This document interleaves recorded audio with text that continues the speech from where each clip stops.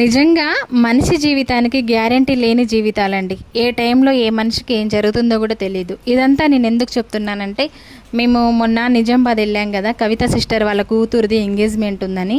అయితే ఆ రోజు వాళ్ళ హస్బెండ్ బాగానే ఉన్నారండి. ఎంగేజ్మెంట్ రోజు తనకు ఆ రోజు నైట్ నుంచి ఏదో హెల్త్ ఇష్యూ అయితే వచ్చిందంట. ఇంకా తను అయితే చనిపోయారంట. ఈరోజు నాకు వాళ్ళ బాబు కాల్ చేసి చెప్పిండు, అంటే డాడీ చనిపోయారని. నిజంగా నాకు మార్నింగే తెలుసుంటే, బావ లైన్కి వెళ్ళక ముందే తెలుసుంటే వెళ్ళేదాన్ని. నేనైతే ఒక్కదాన్ని కనీసం నాకు ఇక్కడ బోధనలో సెంటర్కి వెళ్ళడం కూడా తెలియదండి. ఎటు జర్నీ చేయలేను ఒకదాన్ని, అలవాటు కూడా లేదు, అందుకే వెళ్ళలేకపోతున్నా.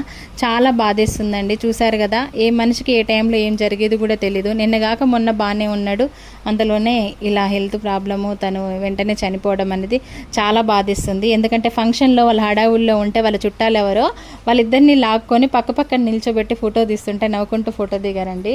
వాళ్ళిద్దరు మొబైల్లో ఆ ఫోటో దిగింది కూడా. నిజంగా ఇది చాలా అంటే చాలా బాధాకరంగా ఉందండి. నాకైతే చాలా బాధేస్తుంది. ఓకేనా ఫ్రెండ్స్, బాయ్ మరి.